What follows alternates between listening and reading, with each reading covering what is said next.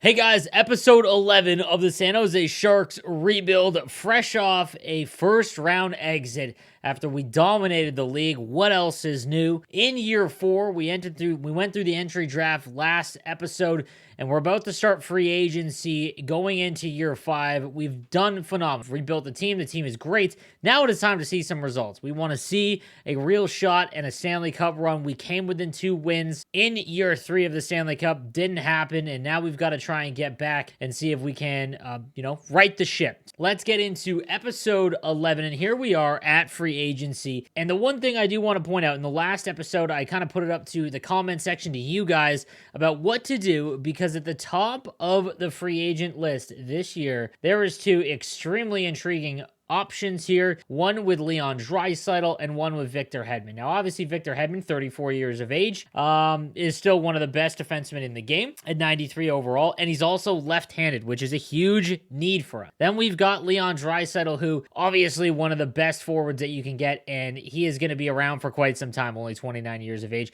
There's also a lot of other cheap options as you go down here, like Troy Terry wanting $2.6 million as an 87 overall player is kind of just absurd.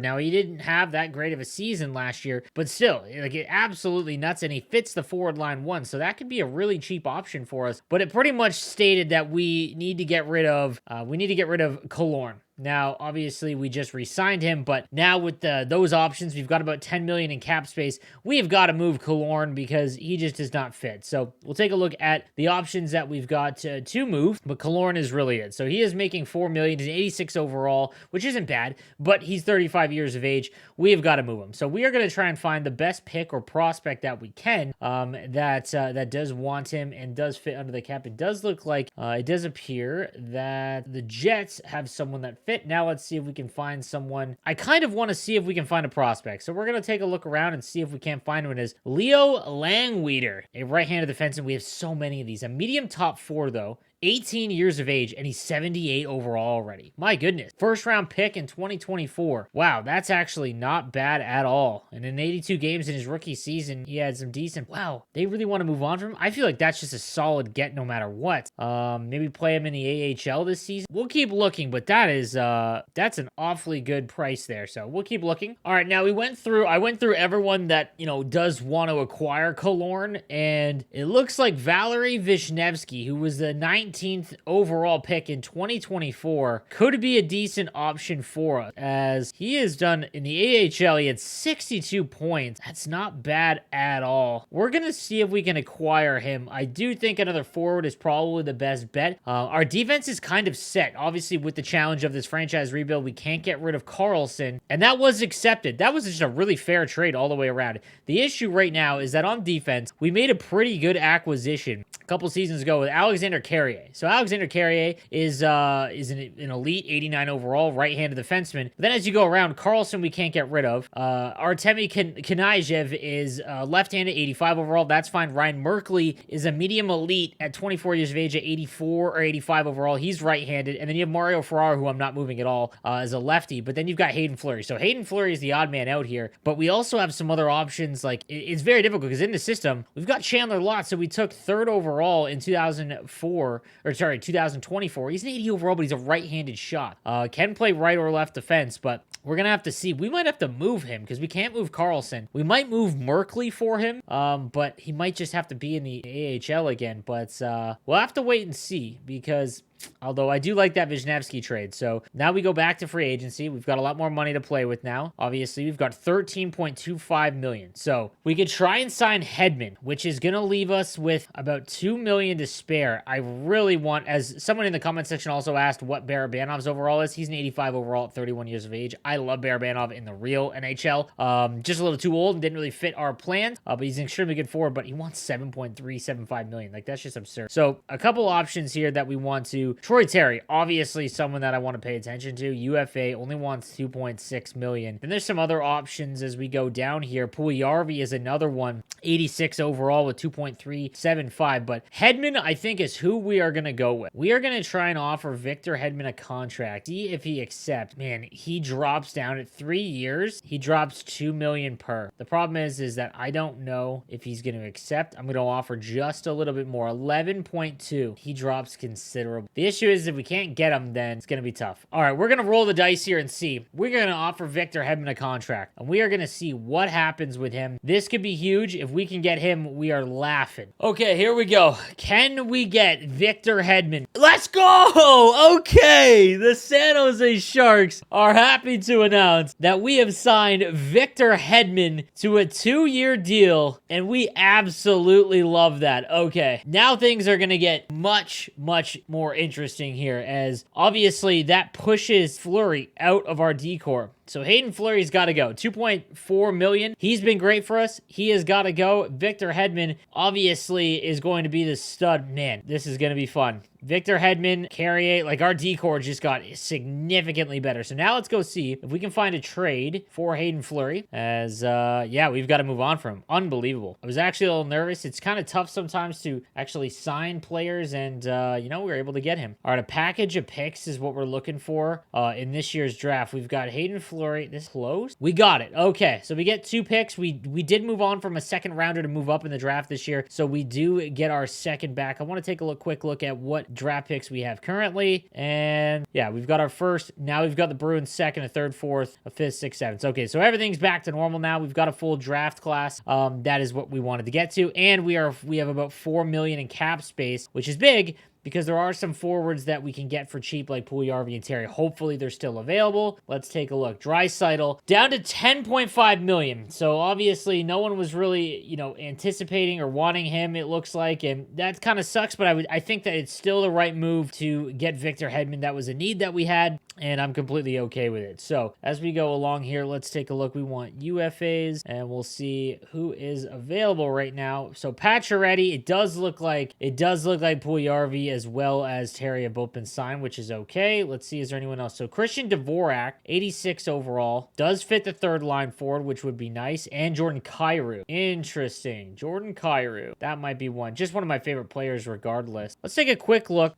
Let's take a quick look at just the forwards that we've got set up and where, you know, who we need, because we do have some players that, you know, probably are making the jump from the AHL. So we've got Bedard, Tomas Hertl-Meyer, that's a line right there. We've got William Eklund, Savoy, and Logan Couture. That's another line. We've got Ivan Kulemin with Glass as well as Shemilevsky, third line. And then Sillinger, Weisblatt, and Jaeger as a fourth line with Bordeleau as well. So we really don't need any other players there, but we have a lot of cap room. We could move on and try and grab, man, do we move Logan Couture? I wonder if we trade Logan Couture and free up enough cap space that we can sign Leon Draisaitl. I really do not want to move on from Logan Couture as a Sharks fan, though, and I do want to keep this somewhat realistic. Obviously, signing Victor Hedman's not real realistic, but they let him go. Ooh, that's tough. He could retire as a Shark. You know, I think I'm going to keep him. But there is some other, man, I think that we're okay, though. Maybe we sign someone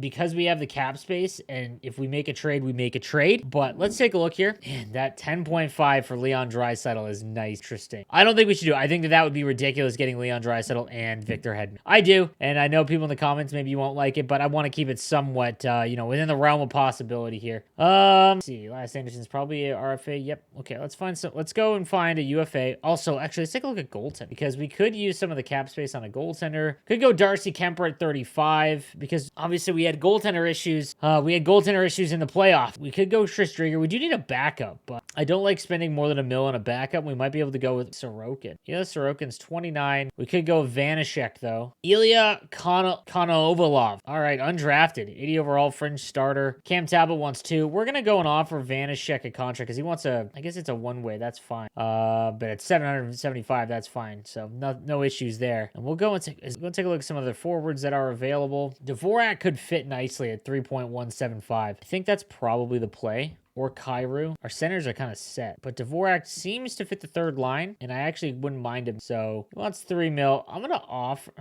That's fine. 3 years at that price. If we have to move him, we have to move him. So we'll go ahead and see if they sign. Vitek Vanashek is our backup goaltender. And Dvorak signs with the Nashville Predators. Okay, interesting stuff there. As it looks like the Panthers have signed Burakovsky. Adam Larson goes to Washington. And Christian Dvorak for a little bit more on a 3-year deal. Okay. Let's see, as it does look like someone signed Draisaitl. We'll find out shortly. Maybe Kairu now. Robbie Fabry. Kairu is also younger. Let's try and get Kairu. I love Jordan Kairu in real life, so I'm completely okay with that. We'll see if we can get him. And we do. All right, Jordan Kairu, welcome to the squad. Now, the one other thing I want to do is just take a look and see if there's any rookie free agents. So what we can do here is you go to wanting a 2-way deal and just take a look. The potentials, see, medium top 6, 25. Nah, actually, let's take a look at how many contracts we've got on the book, as obviously a lot of rookies are starting to make their jump. We only have room for one more, so we're fine. So we've got a little bit of cap space. We've got our backup goaltender. We've got Lindbergh and Vanashek. We're gonna roll Lindbergh. He's really cheap. And then in the minors, we've got Goudreau and Sawchenko. Not bad at all. So let's go ahead and we will sim to next season. I'm just going to change the trading block, as I don't really want to move anyone just yet, as I think we are in a really good spot. Let's go ahead and sim to next season. Okay, guys, here we are. The start of year 5, 2025. And here we go. I mean, let's take a look at the lines real quick, what they have set up already. As, wow, Kairu fits real nice on that top line with Bedard, who is now a 94 overall. Obviously, tanking for him was the play. He fits perfectly on the first line. He is not going anywhere. Timo Meyer on his opposite wing, and he actually fits a little bit better on the second. William Eklund is now a 90 overall, as that couldn't have gone much better. Tomas Hertl's a 90, and we've got +5s here. Now, down to the bottom 6, this is where I'm actually kind of excited, because it's all basically just young studs for us. As, can he play wing? I want to put someone on right wing over him. I'd rather have Logan Couture play center.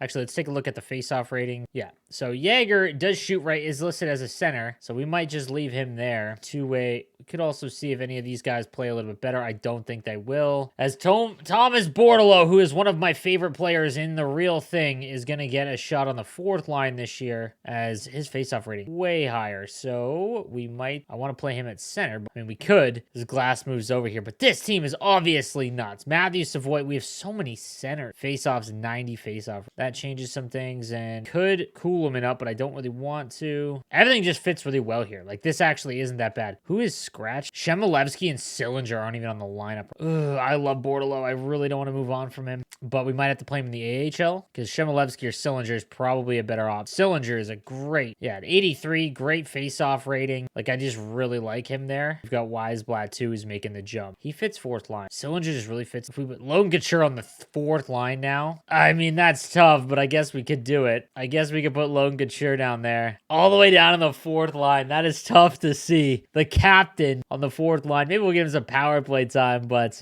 yeah. All right, the offense is absolutely stacked here. Defense, look at that. Victor Hedman, Alexander Carrier, a +5. Middle pairing, Knizhov and Merkley. And then you have Mario Ferraro and Eric Carlson, who, again, we will not move. We'll mess this around and see, as we've got 2 offensive defensemen, and they both fit. That's crazy. That's the issue, is that we can't really put them together. So Artemi Kanayev, what's his contract? Just such a good contract. And Ryan Merkley. It might be time to move on. It simply might be time to try and move on from Merkley. I don't know yet. And then in net, we've got Lindbergh, who's now an 85, and Vanashek. All right, so now let's go take a look at man, the AHL. I'm actually curious to see what the AHL looks like. Okay, so Victor Eklund, the brother of William Eklund, our first-round pick this year in 2025. Ethan Cardwell and Phillips, who's now 27 years of age. Kayamov is 27. Reedy, 26. Valery Vishnevsky, who was a first rounder in 2024. We traded Killorn for. He is going to get some playing time. They just don't really fit all the well. Daniil Gushkin from the Ice Dogs, and and obviously a Sharks, real life Sharks draft pick is now up there as well. On defense, yeah, Nikolai Knizhov, 27. We might have to move on from him. Sean Dursey, we've got Namila, as well as Mason Millman, Santeri Hadaka, Mika, and Gannon Larock, who is a real-life pick. Who is Scratch? Gustafson, Weatherby, Artukin. Vyacheslav Artukin was a 4th rounder by us, who is an elite. He's a low elite. Tristan Robbins and Lamb, who is a low elite grinder in the 5th round that we got. Interesting things that we've got to make a decision on here. Our man, we won the Calder last year. There's the reason why our team is so good. Okay. All right. So the one thing that we need to do is check and see where all the prospects are coming from this year. And again, this is something you want to do every year. Just take a look at where they're all coming from. And a lot of the regions are going to be useless for you. So there is currently like 20 players in USA West, quite a few in the Central, and then none in the East. So we're probably going to put 2 where we might not even have any. We'll have to take a look. Maybe there's some individual ones. We might put all of our USA scouts in Central. I just think that's probably the play because obviously the other 2 regions just don't really have anyone. We'll take a look at the CHL now, as they should be pretty spread out. Yep, it's all spread out, so we want to have 3 scouts in each. We'll go across to Europe, and the DEL, 18 forwards, 9 defensemen, 11 and 11 from Extra Liga, none from Ice, and then in the end, the National League has a few as well. What about Russia? There is none from Allsvenskan. Wow, that's a lot. Liga has a ton, and then SHL. So Allsvenskan, I don't know if I'm pronouncing that right. We are going to have no scouts there. SHL and Liga are going to have the ones there from the Nordic region, sorry. And then in Russia, how many do we've got? We've got quite a few in Russia. We'll try and get 3 in the rest of the world. There is none. So we'll go ahead and move our scouts, and let's see how many we've got. So there's a West one here. We've already got 2 in the Central. Let's take a look at where this scout's regions are, though. He's good everywhere, so we can move him to the East. So we'll go ahead and move this scout to the East. Actually, you know what? Looking at it, it's pretty much fine. We can leave him in the West, same. So that's fine. 2 in the Central. All right, so the SHL we have 5 from the SHL. We're actually going to probably get rid of 1. We're going to move him to Liga. There's an A+ there. We might actually have to just try and move on. We're also going to move Holzig, I believe, to Liga. And again, this is something that you want to do every year. It does take a little bit, but you're going to find much better prospects there to try and, boost everything up. So we'll leave 3 there. And then in Russia, we've got 2, which is fine. Extra Liga has a few, so that's fine. We can leave 1 there. I don't believe the National League had a few, I think, as well in Europe. Take a look here. It does as well, so that's okay. So that is all set. So what we're going to do now is I'm just going to go ahead and do all of the scouts in just a little bit, and we'll make sure that they're all scouting the best so that we can get the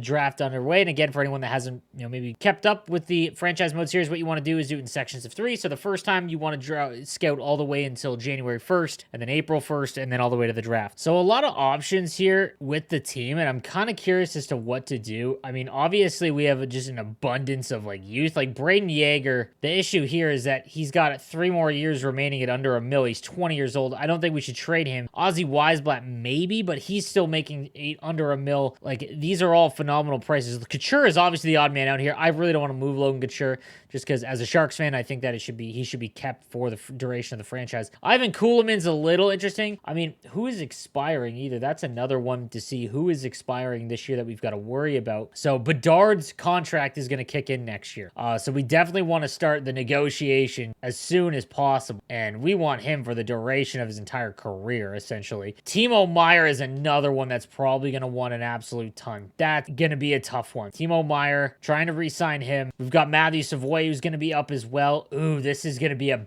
bad offseason, guys. Kanayev wants one as well. Okay. Cole Sillinger does. That's actually pretty cheap. Wow. It is going to be awfully tough to keep these guys. Awfully tough. Interesting. That Erik Karlsson contract is really hurting us. We got 1 more year of it, though. 1 more year of Erik Karlsson's contract, and we are laughing. But we've really got to figure out what to do with Connor Bedard is for sure staying. But Meier, I don't think we can keep Meier and Couture. We're going to have to lose one of them. That's going to be interesting. I actually kind of want to get this contract done immediately. So our first offer, we're going to go in at $8.3 million for 7 years. That would get him to unrestricted free agency. I think we're going to go and try and get him at 6 to keep an RFA. This would be the ultimate goal. And we'll go ahead and offer that contract extension. Really, nothing else matters until we see if we can sign him, because Bedard is obviously who we want here. I'm going to take one more look at the coaching staff and just make sure it's who we want, everything like that. I mean, Theo Wilson has been great, and he really fits the team. 68%. Hedman, Hurdle, Meyer, Eklund is like a 50% shot. Bedard, Carrier, Kyrou fit 100%. So we might, man, we'll have to wait and see here. But Lassard has been great. I don't like the fact that it's only B-level coaching, or sorry, teaching, but that's okay. We can get away with that. All right, so I'm gonna do the scouting, and then we'll be ready for year 5. All right, guys, so I've gone through and set everyone up for scouting, and again, that's gonna end on January 1st. But we're all set, guys. I think that this is the squad. We're gonna go to the regular season here, and Bedard accepts the contract. Oh my goodness, that is huge. That is actually huge. Hang on a second here, because we just locked up a 94 overall 20-year-old at $8.3 million for the next 6 years, and we've got his RFA rights. That is going to be phenomenal. Okay, wow, that opens up quite a bit. I mean, Savoy is another one that we are going to have to offer a lot to, and obviously we just don't have the funds right now because, well, we've got so much cap tied up. So we are going to have to figure out what to do here, as some of these guys are not going to be able to return. One more year of Carlson after this one. Interesting. The other thing I wanted to look at was the record book and see if there was any Sharks this year that were, potentially with a shot to break any of these records. We'll go and take a look. As Logan Couture, obviously is pretty much the franchise leader currently with everyone. He is probably not anywhere near Patrick Marleau. Seasons, he might catch him if he stays his whole career. Assists is not going to take Thornton down. Games played, not going to touch Patrick Marleau. Penalty minutes, nope. Shutouts, probably not. Win again. So none of the franchise records are going to in a career are going to be set. We'll take a look at the season though, as games played was probably set by a ton of different players. But shutouts, Lindbergh almost had enough last year. Timo Meyer and penalty minutes. So we'll keep an eye on this, as any rookies as well. As Artemi Kanayev also set the all-time franchise mark for assists in a season on the back end with 40, which is pretty impressive. But we've got a couple of good rookies this year, so we'll see and have to keep an eye out on how they do. But let's go to the regular season and get set. Just want to take a look quickly at the power play lines, as we've got Savoy, Hurdle, and Meyer. Bedard on the back end. I want Bedard, 92 on the face-off rating. I kind of want Hurdle to set this one up. All right, guys, I want to take a look at the special teams real quick, and we're firing on all cylinders here. Meyer, Bedard, Eklund, with Braden Yeager on the back, with Victor Hedman on power play line number 1. All of these going to be a +5, so just a phenomenal power player. And on the penalty kill, we've got a +5 unit with Braden Yeager and Logan Couture, Hedman and Carrier, and then Sillinger and Meyer. The only thing I might want to try and consider is to get Yeager off of the first unit, or the first unit, and see if we can put somebody else on there. I wonder if Merkley fit. And he does. All right, so we can put Ryan Merkley there with Victor Hedman, and we'll see what happened there in terms of the penalty kill, or the 5-on-3 unit. We're going to put Hurdle at line number, he just fits. Yeager does fit, but there's got to be some other one. We'll try Cody Glass. He doesn't. What about Logan Couture? That'd be perfect. And Logan Couture does. Carl's not. I wonder if we can go like that. I feel like a 5-on-3 at that point probably be what we want. What about Sillinger? Kind of fits. Get rid of Carlson and put... Yeah, the problem is we have too many. Kanayev's not going to fit. All right, that's fine. We can go like that. I'm completely okay. Extras, Hedman, Bedard, goalies, Lindbergh, and Vanishek. So we are all set and ready to go. I'm just going to set the lines for the AHL, and then we're all set. All right, guys, we are all set. So we can go ahead and advance to our first game of the year. And the Seattle Kraken is first on the docket. They are 1-0. We are looking to go back-to-back with the President's Trophy. I want to take a look real quick just again. Or did win. For some reason, yeah, we did win the President's Trophy. And then we got knocked out in the first round, because what else is new? It's Bedard time. Simply time for Bedard to dominate this league. And we are going to go ahead and sim up to January 1st and see where we're at. We'll go 1/3 through the season. And yeah, we'll get a better look at how the team's doing. All right, guys, we are here on January 5th, and 51 points. We are first place in the Pacific Division. We're a few points behind the Blackhawks, who have 50 59 or 54, and then the Rangers have 51. So we are, it looks like, in third place in the league, which is completely okay. Timo Meier, 36 points in 38 games, and I'm not gonna lie, that's not where we want to be, considering we have Connor Bedard, who's a 94 overall, and the team is just not scoring at the same clip that I thought they would. You see William Eklund here, though, does have 23 points in 38 games. We're gonna have to make some changes to the lines because obviously, you know, things just aren't working out, which is fine. Our rookie skaters, Jaeger's got 21 points in 38 games, and Weisblatt's got 7. Take a look at just in the grand scheme of the entire league, 27 points for Brad Lambert, Weirkosh for the Buffalo Sabres, then Jaeger right behind there. So Jaeger is in the in the realm of the Calder. But let's take a look at what's going on with our lines, because yeah, we've got to make some changes, and that's okay. So Bedard and Kyrou, how many points does Kyrou have? Not enough. We are going to forego. How many points does... Yeah, no one is really gelling here. We could go like this and put Jaeger on the first line. I feel like that... I don't know if that's going to do it. And we could switch Eklund with Meier, even though Meier is first overall. Or sorry, first on the team in scoring. I'm just wondering if that is enough to get him going. Try and see what happens. Maybe we get, one less shooter off and put Jaeger up there, defensive guy, to try and help out there. On the back end, is everyone, let's see, everyone's a plus minus. Yeah, all the defensive pairings are great. And then in nets, we've got Lindbergh. He's got a 922 save percentage. Vanchek's 905, so it's not all that great. But I think everything is all right. I mean, like, it's just we're not scoring as much, and I wonder how... What's Couture doing? Sillinger, he's fine. I don't know if we should take anyone out just yet, so we're going to leave it. I do want to see how the power play is doing. Maybe we need to change some things up there in terms of how the power play is ranked, and that's fine. Sometimes you've got to do that. So we'll go entire league, and we'll go and find percentage. Yeah, we are 10. Not terrible at 19, but yeah, definitely not great. Penalty kill. Penalty kill is doing well. So maybe we'll move someone around on the power play and see if that helps anything out here. I don't know if there's anyone that we should move or trade or anything like that just yet. We are going to have to make some decisions, though. I mean, this is going to be a pivotal off season for the Sharks, because we still have one more year of Carlson, and obviously with this the stipulation, we can't move from that. We move here under switch Merkley and Carlson. Let's get Carlson going. Maybe that's the play. Let's get Carlson going up top here. See what happens. Yeah, let's do it. Let's do it. I want to leave William Eklund there. Let's see if that changes. Let's take a look at the AHL now, and we are in first place, 24-8-3 with Valery Wisniewski, 31 points in 35 games. So everything is doing very well here. We'll take a look at the draft class, and it was supposed to be a good year for rookies. And look at all the medium elites up top. So we've got Antti Tsukio, who is a left-handed shot defenseman, NHL ready at 17 years of age. Wow, cycle, shoot, and balance. That's not bad. Easton Milson is a grinder, okay? A grinder like Sean Couturier, a little bit less overall. He looks like he's a 1 year away. Zach Lombardi, 1 year away. Few guys that are a little bit lower. Some other... Man, there's a lot of good left-handed defensemen, guys. A lot of them. I'm seeing... I mean, just in the top, we've got 1, 2... right there, and then it looks like Ivan Yakupov is a right defenseman that shoots left, so we could just put him on the left side there. So there's another option there. Not bad at all. Not bad. So I'm gonna go ahead and redo the draft, the scouting, and we'll see what we can do. All right, so I've gone through and done all the scouts on to April 1st, and we're gonna wait and see. Hopefully, I want to take a look one more time at the contract situation again. So next year, Timo Meier becomes an unrestricted free agent, and if I'd be willing to bet that he wants $9.3 million. Okay, even if he takes a bargain, that's still gonna be around $8 million. Matthew Savoy, we are obviously going to keep as an 88 overall at 22 years of age. He wants 6.8. So that's obviously not really going to work out next year. Logan Couture wants is $8 million for another year. I really wish that these guys were free agent 2 years. Because Logan Couture, obviously, I would love to keep him, but I can't. I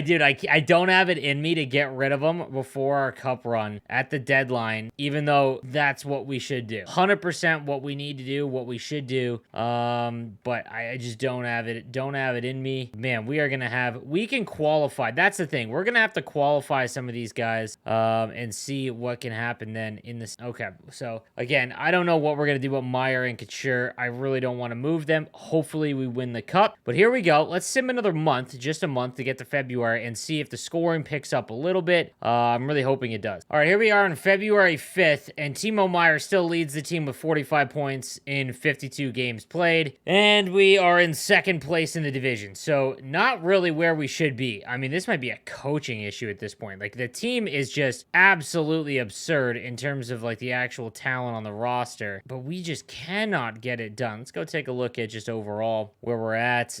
Not thrilled with it. I mean, I can't be upset with second in the division, to be honest, but Bedard's got 41 points in 52 games. Ivan Kuhlman's on the third line. He's got 34. Merkley's got 34 in the back end. We're just not scoring at all, which is a big issue for me. And then rookie-wise, 27 points in 52 games. Let's take a look in the entire league where that stands. 36. So he's third in rookie scoring. I mean, like, I can't be upset with that, to be honest with you. But still, I thought that he would be a little bit higher up. In terms of defensemen, John Carlson has 69 points in 49 games at 86 overall. Man, that is frustrating when you consider just, Hedman. That alone, forward or all skaters will take a look. John Carlson leads the league in points. Okay, well, yeah. I mean, okay, here we are. We are way back in that aspect then. I mean, we're still second place in the division, so we're going to have to keep going here. Man, things are just not going well. And I'm wondering if man, I don't want to move Bedard. There's just no reason. And moving I wonder if we move Hurdle off center. He's got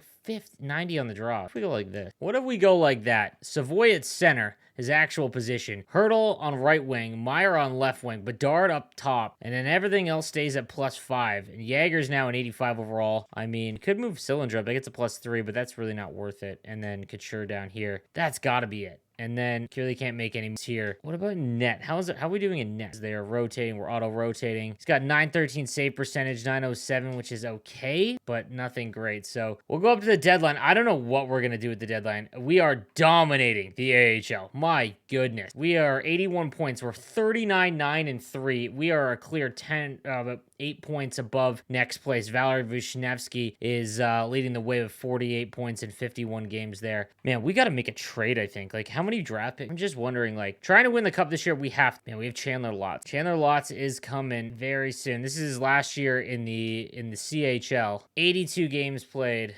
82 overall. He is going to be very, very good. He is going to replace pretty much anyone on the back end. Then we've got Julius Allison, who's a first rounder as well. He is doing very well in the WHL as well. We love the WHL, but people have got to move. There's going to be some people that have to just move out. What about draft pick? I mean, like, I don't even know if we go out and get a stud, like who it would be and what it would look like, because we've drafted so well. And, maybe a right winger, like maybe an upgrade at right wing, like trade Kyrou, because Kyrou really just fits on that first line. Jaeger doesn't really fit anywhere. I mean, he fits okay. Maybe we trade Kyrou for somebody else, but Jaeger can fit down there. Ivan Kuhlman, he fits okay. Sure fits pretty much everywhere. Okay. All right. Well, there's not even a point for the defenseman. So a right winger would be the only thing that we're going to look for here.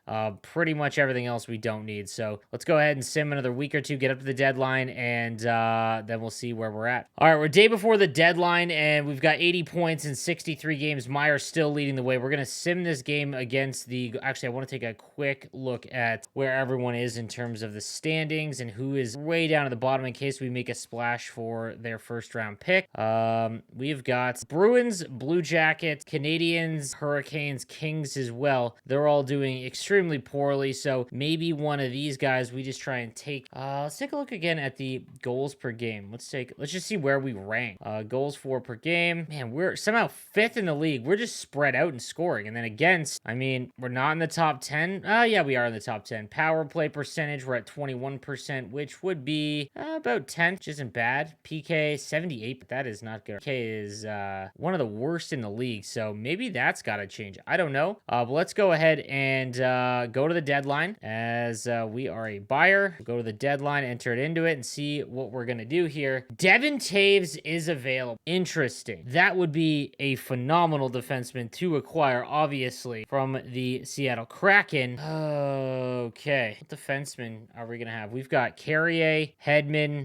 I mean, Kanajev's got to go the other way then. Medium top 4. He's an 85 overall. I mean, but he's making such little money. We're going to have to re-sign him is the thing. Mario Ferraro, I really do not want to move, but his contract kind of sucks, but I do not want to move him. That's just my own thing. So Kanajev would probably be the option there. That is a big contract. We could somehow eat his contract probably with the rest of there. So let's see. Julius Allison is 20 years old, 72 overall. I mean, with a medium elite potential. I wonder if we could pick second and a third. forward. San Jose cap. We've got to trade Kanaja or somebody. What about Shemilevsky? Do they want Shemilevsky? I'm curious. They don't want anyone.